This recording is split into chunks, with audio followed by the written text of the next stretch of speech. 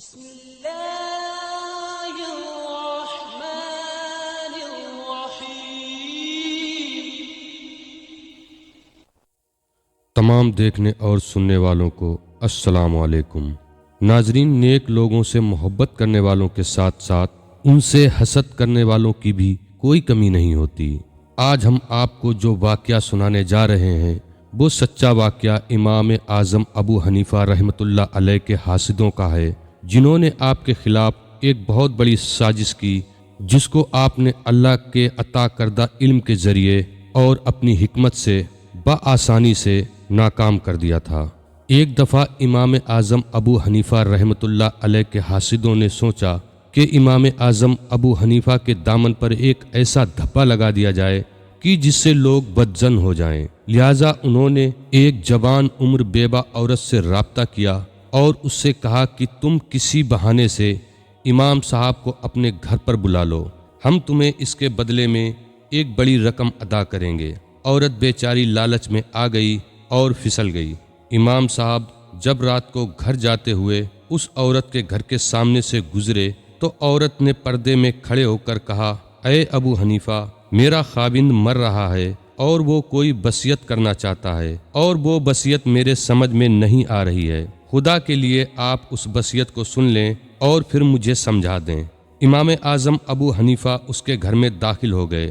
عورت نے دروازہ اندر سے بند کر لیا۔ اس عورت کے گھر کے ایک کمرے میں وہ سازش کرنے والے حاسدین پہلے سے ہی چھپے بیٹھے تھے۔ وہ باہر آ کر کہنے لگے، اے ابو حنیفہ، تم اس وقت ایک بیوہ عورت کے گھر میں کیا کر رہے ہو؟ شاید تم کسی برے ارادے سے آئے ہو۔ لہٰذا ان حاسدوں نے امام صاحب اور اس عورت کو سپاہیوں کے حوالے کر دیا۔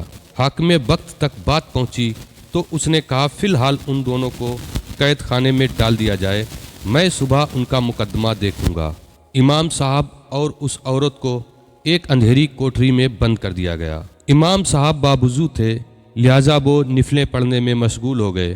جب کافی وقت گزر گیا، وہ نفلیں پڑھتے رہے اور وہ عورت ان کو دیکھتی رہی۔ اب اس عورت کو ندامت ہونے لگی کہ میں نے ایک پاک دامن شخص پر اتنا بڑا الزام لگا دیا ہے۔ جب امام اعظم رحمۃ اللہ علیہ نے نماز کا سلام پھیرا تو وہ عورت کہنے لگی، آپ مجھے معاف کر دیں، میں نے لالچ میں آ کر بہت بڑی غلطی کر دی ہے۔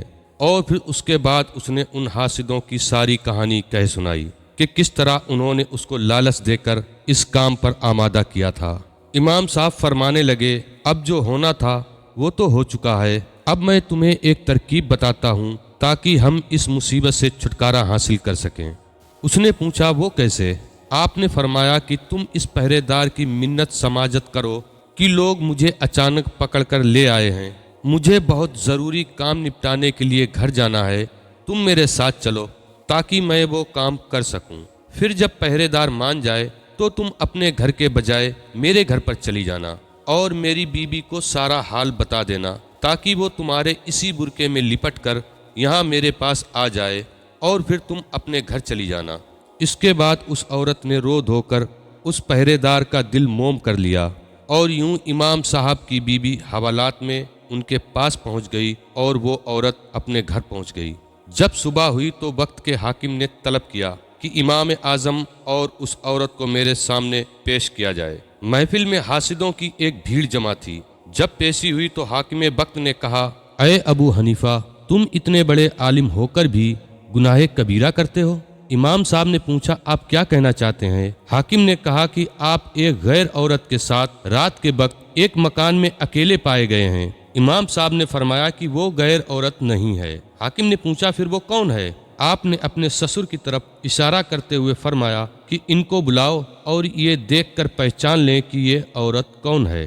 جب انہوں نے دیکھا تو فرمانے لگے، یہ تو میری بیٹی ہے، میں نے فلاں مجمع میں ان کا نکاح امام اعظم ابو حنیفہ رحمۃ اللہ علیہ سے کر دیا تھا۔ حاسدوں نے جب یہ سنا تو ان کے پیروں کے تلے سے زمین کھسک گئی اور وہ اپنے بال نوچ کر رہ گئے۔ اس طرح امام اعظم ابو حنیفہ رحمۃ اللہ علیہ کی خدا داد فہم کی وجہ سے حسد کرنے والوں کی چال اور سازش ناکام ہو گئی۔ ناظرین سے درخواست ہے کہ میں جو بھی واقعہ پڑھ کر آپ کو سناؤں اس کی تصدیق اپنے امام صاحب سے ضرور کریں۔ میں کوئی عالم نہیں ہوں، میں آپ کو کتابوں سے واقعے پڑھ کر سناتا ہوں۔ اور ہاں، اگر آپ نے یہاں تک ویڈیو کو سنا ہے تو بہت شکریہ، اور مہربانی کر کے ہمارے چینل کو سبسکرائب ضرور کر لیں۔ چینل کو سبسکرائب نہ کرنے کا مطلب یہ ہے کہ آپ بنا پیسوں کی بھی کسی کی مدد نہیں کر سکتے۔ آپ تمام طرح کی فالتو ویڈیو دن بھر دیکھتے ہوں گے۔ اگر آپ ہمارے چینل کو سبسکرائب کرتے ہیں تو کبھی کبھار ہی صحیح آپ کوئی تو اچھی بات سنیں گے، لہٰذا آپ سے درخواست ہے کہ میرے چینل کو سبسکرائب کر لیں اور گھنٹی کے بٹن کو دبا کر آل سلیکٹ کر دیں۔ ایسی ہی کسی اور ویڈیو کے ساتھ آپ سے پھر ملاقات ہوگی، تب تک کے لیے خدا حافظ۔